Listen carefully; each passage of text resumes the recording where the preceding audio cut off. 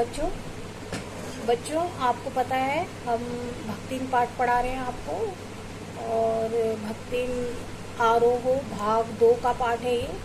इसमें ये इसकी लेखिका महादेवी वर्मा है, और ये पाठ उत्तराखंड बोर्ड परीक्षा के लिए 12वीं क्लास के लिए है, हिंदी विषय है। ठीक है, आप देखें, इसमें देखें। दूसरे दिन तड़के ही सिर पर कई लोटे औंधा कर उसने मेरी धुली धोती जल के छींटों से पवित्र कर पहनी, और पूर्व के अंधकार और मेरी दीवार से फूटते हुए सूर्य और पीपल का 2 लोटे जल से अभिनंदन किया। दूसरे दिन तड़के मतलब सुबह जल्दी, तड़के मतलब सुबह जल्दी उठी। कौन उठी? भक्तिन उठी। भक्तिन कौन है? भक्तिन है लेखिका की सेविका, जो लेखिका के साथ ही रहती है। और उसने धुली साड़ी को क्या करा? जल के छींटों से पवित्र करा, और पूर्व के अंधकार में मेरी दीवार से फूटते हुए सूर्य और पीपल को 2 लोटे जल से अभिनंदन किया। उसने सूर्य भगवान को भी जल दिया और पीपल को भी जल चढ़ाया। 2 मिनट नाक दबाकर वो जप करने लगी, और कोयले से एक उसने मोटी सी रेखा खींची। ठीक है, कोयले की मोटी रेखा अपने साम्राज्य की सीमा निश्चित कर चौके में प्रतिष्ठित हुई। तब मैंने समझ लिया, मैंने मतलब लेखिका ने समझ लिया कि इस सेवक का साथ टेढ़ी खीर है, अतः इसके साथ रहना बड़ा ही कठिन है। लेखिका समझ चुकी है। अपने भोजन के संबंध में नितांत वीतराग होने पर भी मैं पाक विद्या के लिए परिवार में प्रख्यात हूँ। लेखिका स्वयं भी खाना बनाना जानती है। वीतराग मतलब वीतराग का अर्थ लिखे बच्चों, जो आसक्त ना हो, या वह जिसने सांसारिक वस्तुओं तथा सुखों के प्रति राग अथवा आसक्ति बिल्कुल छोड़ दी हो। ठीक है, वीतराग का अर्थ है आसक्ति को, सांसारिक वस्तुओं में आसक्ति नहीं है, क्योंकि लेखिका को सांसारिक वस्तुओं में ज्यादा आसक्ति नहीं थी, और वो स्वयं भी भोजन बनाने में निपुण थी, और कोई भी पाक कुशल दूसरे के काम में नुक्ताचीनी किए बिना नहीं रह सकता। अर्थात नुक्ताचीनी मतलब बुराई।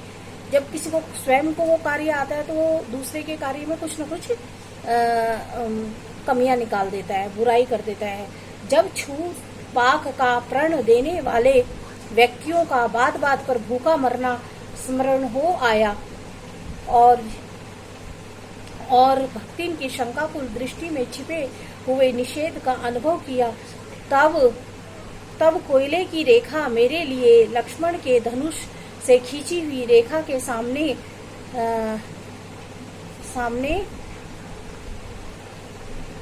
तब कोयले की रेखा मेरे लक्ष्मण के धनुष से खींची हुई रेखा के सामने दुर्गंध्य हो उठी। निरुपाय अपने कमरे में बिछोने में मैं पढ़कर नाक के ऊपर खुली हुई पुस्तक स्थापित कर मैं चौके में बीड़े पर आसीन अना अधिकारी को भूलने का प्रयास करने लगी। लेखिका बताती है कि वो स्वयं भी जो है पाक कला में निपुण है, और परंतु भक्तिन जैसा भी खाना बना देती है वो उसमें नुक्ताचीनी नहीं करती है, और वो अगर उस भोजन को कोई छू ले तो वो जो है प्राण त्याग देने वाली व्यक्तियों पर बात बात पर भूखा मरना जो है, जैसे कि कोई उस खाने को छू ले तो क्या होता है कि उस खाने को नहीं खाते और मरना पसंद करेंगे, लेकिन भूखा मरना पसंद करेंगे, परंतु उस भोजन को नहीं खाते। भक्तिन शंकाकुल दृष्टि में छिपे हुए निषेध का अनुभव किया। अब लेखिका को पता चल गया कि जो भक्ति ने किस तरह का नेचर है, उसका किस तरह का स्वभाव है, और कोयले की रेखा को जो है वो भक्ति लेखिका को क्या लगती थी? लक्ष्मण के धनुष से खींची हुई रेखा के समान दुर्गल्य मतलब हो गया उसको, वो जो है दुर्गल्य मतलब अशुभ लगने लगी। निरुपाय, अब इस लेखिका के पास कोई उपाय भी नहीं था कि अपने कमरे में बिछोने में पड़कर नाक के ऊपर खुली हुई पुस्तक स्थापित कर, लेखिका स्वयं के बारे में बता रही है कि वो अपने चौके में बीड़े पर आसीन अनाधिकारी को भूलने का प्रयास करने लगी। उसने बीड़े मतलब बैठी हुई है, बीड़े उसके ऊपर बैठी है, और वो ये चीजों को भूलने का प्रयास करने लगी। इसमें देखो 2 मिनट डैश डैश डैश दुर्गल्य हो उठी। ये 2009 में बहुत ही महत्वपूर्ण पाठ है। इसमें से प्रश्न अवश्य पूछे गए हैं 2009, 13, 2009 और 2013 में। देखो पहला प्रश्न है, यह गद्यांश किस पाठ से लिया है? अभी मैंने बताया यह गद्यांश जो है किस पाठ से लिया है, मैं अभी आपको पढ़ाया है। यह गद्यांश भक्ति नामक पाठ से लिया गया है। इसकी लेखिका कौन है? एक एक नंबर का प्रश्न होगा बच्चों। और इसकी लेखिका कौन है? महादेवी वर्मा है। आगे देखें, लेखिका स्वयं रसोई में जाने से पहले भक्ति ने क्या क्या किया। अब क्या क्या किया देखो, सबसे पहले तो उसने प्रातःकाल स्नान किया, ठीक है, स्नान किया। उसके बाद लेखिका ने धुली धोती को जल के छींटों से पवित्र किया। उदित होते हुए सूर्य को जल चढ़ाया, पीपल को जल चढ़ाया। 2 मिनट नाक दबाकर क्या करने लगी, वो किसी जाप मंत्र का जाप करने लगी, ठीक है। आगे देखें, लेखिका स्वयं को किस क्षेत्र का विशेषज्ञ मानती है?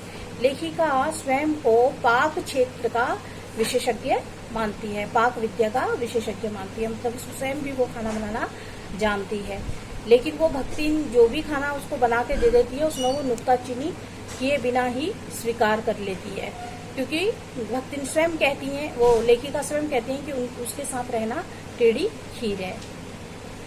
या फिर एक चीज और देखिए, निरुपाय जो शब्द का प्रयोग हुआ है, निरुपाय, तो इसमें जिसके पास कोई उपाय, लेखिका के पास इसका कोई दूसरा कोई उपाय नहीं था। तीसरा देखे, चौ प्रश्न, महादेवी वर्मा को भक्ति से निपटना टेढ़ी खीर क्यों लगा? 2009 और 13 में आया है।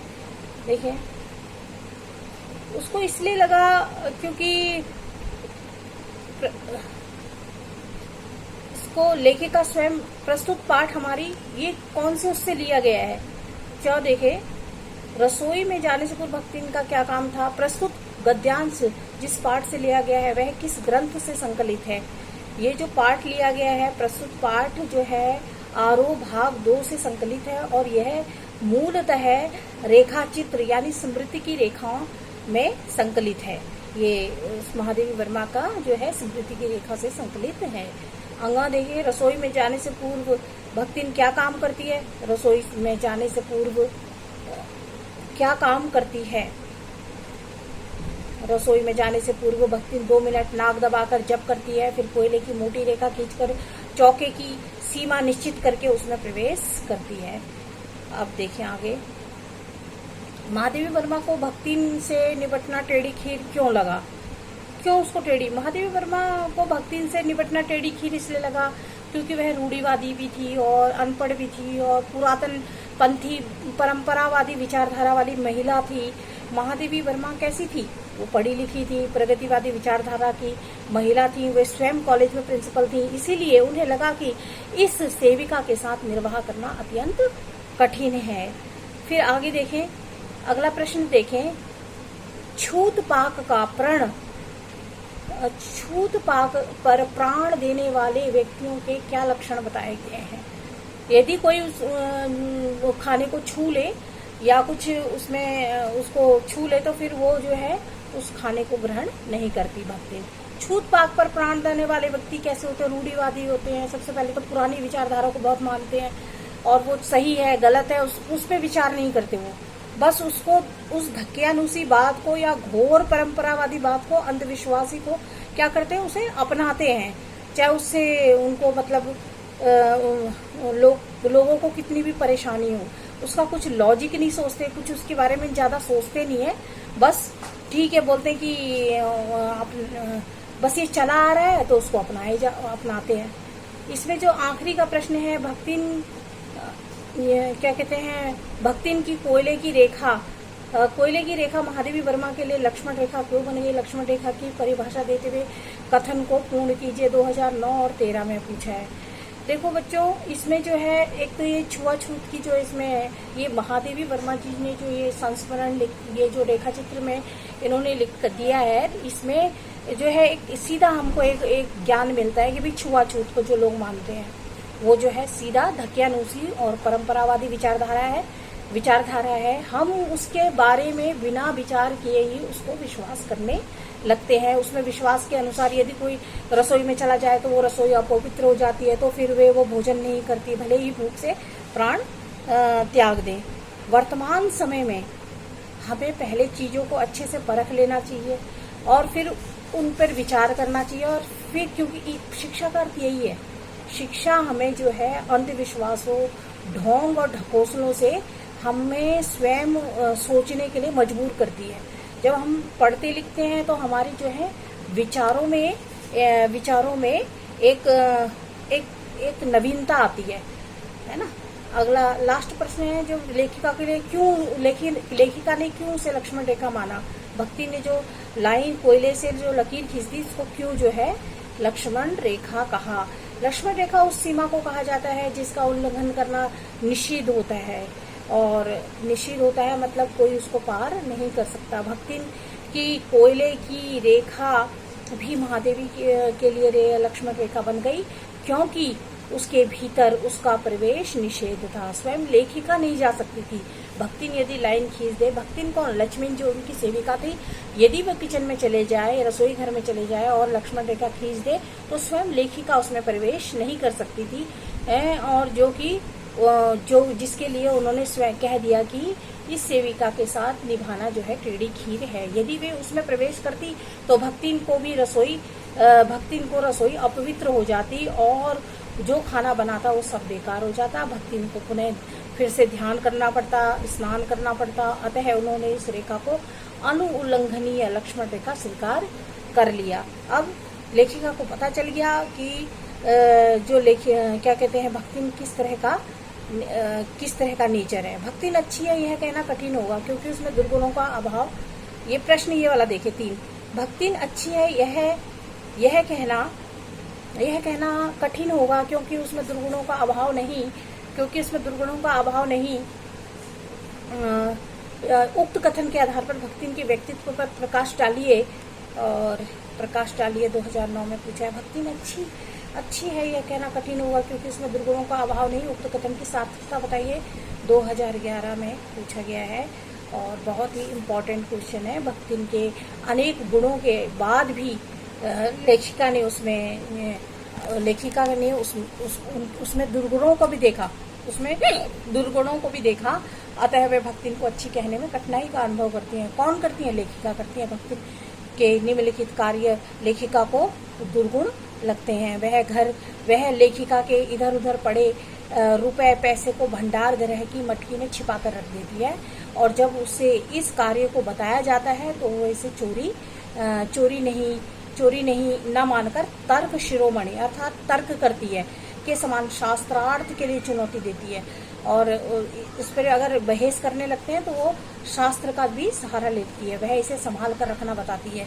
ये लेखिका को आती है, पसंद नहीं आती है। वह अपनी स्वामिनी में कौन? लेखिका के क्रोध से बचने के लिए इस बात को इधर उधर करके बताने को झूठ नहीं मानती। कहती है झूठ भी नहीं है। और इस बात को बढ़ा चढ़ा के वो क्रोधित ना हो जाए, उससे बचने के लिए वो किसी भी तरह बहाना कर देती है, किसी भी तरह से झूठ बोल सकती है। शास्त्र से संबंध बातों की व्याख्या वह अपनी इच्छा अनुसार कर लेती है क्योंकि वह कुछ पढ़ी लिखी नहीं होती है, कुछ अध्ययन नहीं किया होता है। बस जो अंधविश्वास उसका है बस उसी को बोल देती है।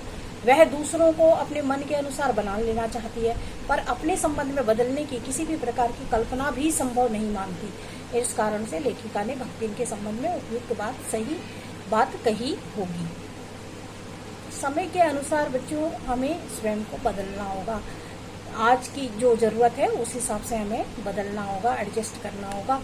ठीक है, अब देखें भक्तिन, चौथा प्रश्न है भक्तिन के संपर्क में आ जाने से महादेवी वर्मा अधिक देहातन हो गई। 13 में पूछा है, 16 में, 17 में कैसे हो गई। भक्तिन के आ जाने से महादेवी वर्मा को कौन कौन से विशिष्ट व्यंजन प्राप्त होने लगे। 2010 लेखिका अपने देहाती स्वरूप का वर्णन करते हुए लिखती है कि आज मैं अधिक देहाती हूँ, है ना। इससे पहले उन्होंने कभी इस तरह का भोजन नहीं खाया होता क्योंकि भक्तिन ने मुझे यह सिखा दिया कि मकई का रात को बना दलिया, सवेरे मट्ठा से सौंधा लगता है, और बाजरे के तिल लगाकर बनाए हुए पुए गरम कम अच्छे लगते हैं, ज्वार के भुने हुए भुट्टे, हरे दानों की खिचड़ी स्वादिष्ट है, सफेद महुए की लपसी संसार भर के हलवे को लज्जा सकती है। ये पार्ट 3 आपका कंप्लीट हो गया है बच्चों, समाप्त हो गया। आशा करती हूँ जो भी मैंने आपको पढ़ाया है आपको समझ में आ रहा होगा।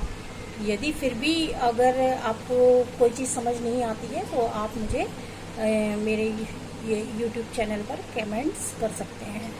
देखिए बच्चों, और सबसे पहले इसको लाइक करें और फिर सब्सक्राइब करें, और यदि कुछ पूछना चाहते हो तो कमेंट्स करें।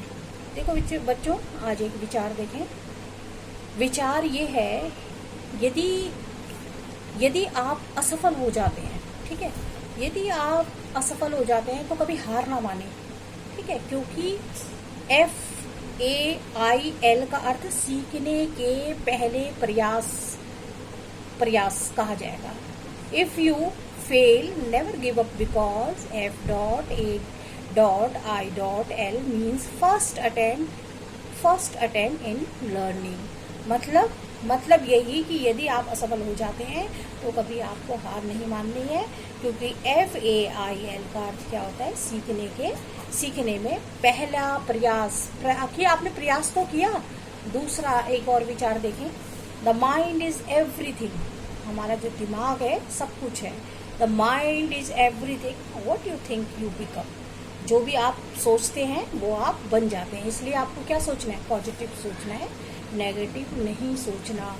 और एजुकेशन क्या है बच्चों, एजुकेशन एक बहुत बड़े राजनीतिज्ञ हुए, और वो राजनीतिज्ञों का नाम जो था अरस्तु था, और पॉलिटिकल साइंस में हम पढ़ते भी हैं इसमें, ठीक है। तो वो कहते हैं, उनके अपनी एक विचार है, उन्होंने लिखा है कि the roots of education are bitter.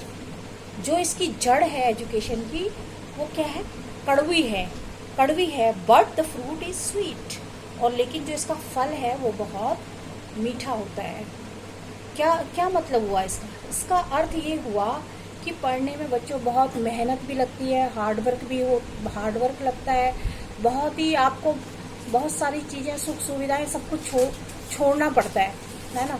अपनी नींद छोड़नी पड़ती है, अपना किसी के, अगर आपको शादी ब्याह घूमना फिरना ये सब पसंद है तो ये भी छोड़ना पड़ता है, क्योंकि आपको तैयारी करनी पड़ती है, बैठ के अपना टाइम जो है पढ़ने में लगा। और पढ़ाई क्या है, हमें नीरसता देती है, हमारा मन नहीं लगता, हम इधर उधर भागने लगते हैं, पढ़ाई से दूर भागने लगते हैं, और हमें एक बार पढ़ के समझ में भी नहीं आता, कई बार हमें बार बार पढ़ना पड़ता है।